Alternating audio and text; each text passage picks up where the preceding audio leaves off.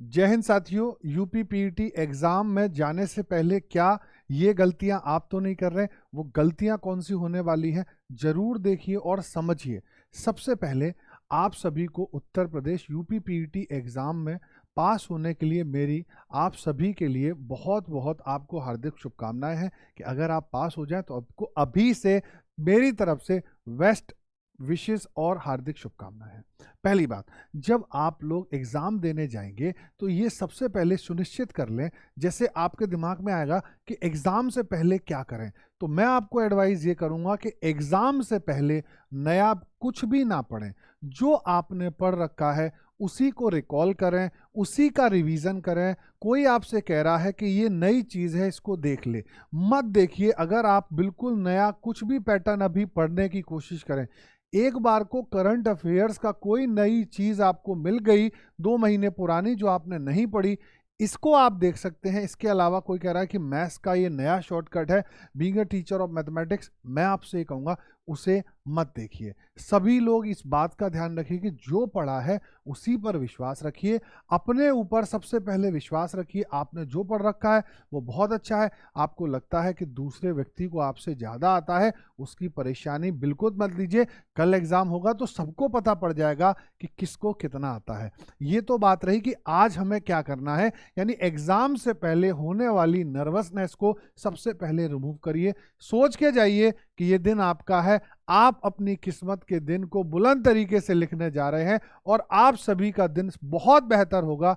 माँ बाप के चरण छू के जाइएगा भगवान, और माँ बाप का आशीर्वाद लेके जाइएगा, और आप यकीन मानिएगा आपका पेपर अच्छा होगा।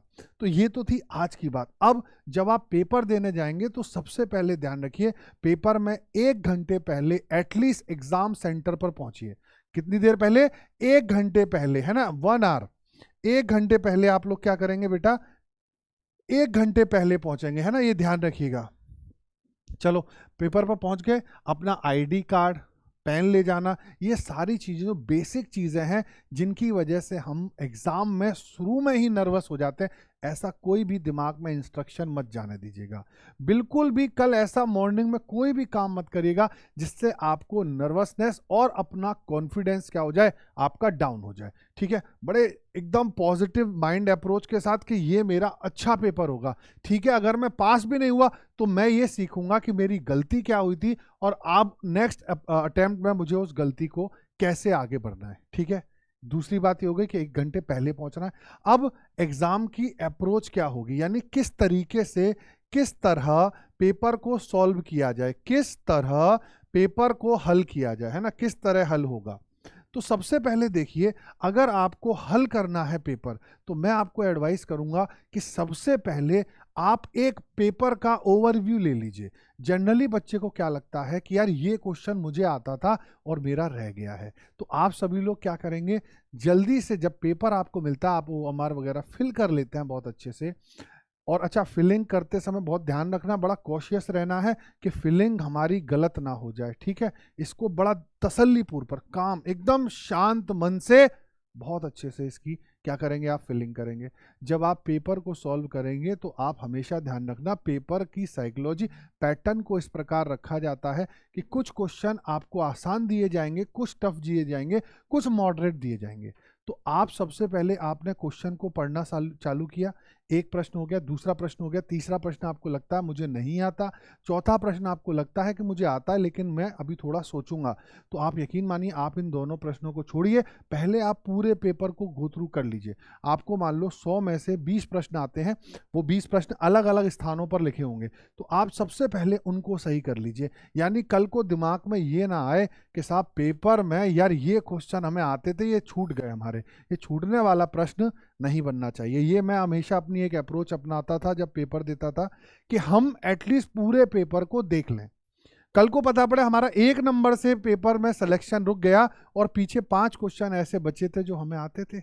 बात समझ में आ रही है? और मैथ्स की बात रही, मैथ्स की, अगर मैं मैथ्स का टीचर हूँ, मैथ्स की बात करूं तो मैथ्स में सबसे पहले 5 क्वेश्चन को हल कर लीजिएगा, बहुत आसान आएंगे।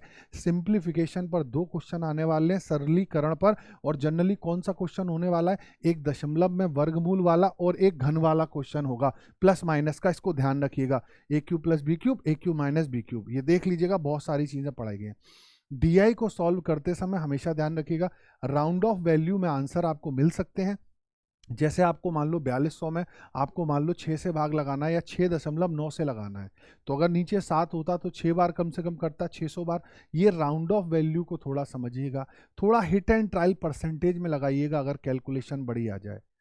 तो ये थोड़ी सी एक प्लानिंग थी जो मैंने आपको बताने की कोशिश करी, उम्मीद करूंगा आपको समझ में आई होगी। अच्छा, एक और इन्फॉर्मेशन कि जब आपका ये पेपर समाप्त हो जाएगा आपको चेक करना है कि कितने मार्क्स आपके बन रहे हैं, यानी जिसे पेपर एनालिसिस कहते हैं। यानी हम लोग शिफ्ट 1 और शिफ्ट 2 का करने जाएंगे 15 और 16 तारीख को। तो शिफ्ट 1 जो हमारी होगी वो होगी हमारी कितने बजे, 12 PM पर, ध्यान रखिएगा। और जो शिफ्ट 2 होगी यानी दूसरी शिफ्ट की हम लोग एनालिसिस करेंगे, वो कब करेंगे, 5 PM पर, ठीक है।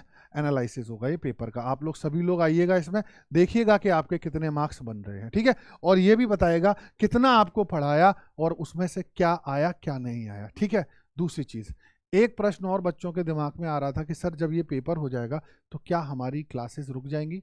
मैं आपको इतना एश्योरेंस दिलाता हूँ कि हमारी टीम बिल्कुल नहीं रुकेगी। हम लोगों ने आज ये चर्चा करी और ये बोला कि साहब जैसे ही एग्ज़ाम कंप्लीट होगा इसके बाद हम आने वाले आगामी जो हमारे एग्ज़ाम हैं, चाहे वो उत्तर प्रदेश पुलिस का हो, चाहे उत्तर प्रदेश हमारा सब इंस्पेक्टर का हो, चाहे BDO का हो, चाहे लेखपाल का हो, चाहे री एग्ज़ाम, जो भी एग्ज़ाम होने वाला है उन सब की क्लासेस आपकी प्रॉपर चलेंगी। कहाँ चलेंगी, यूपी एग्ज़ाम रिजल्ट गुरु पर।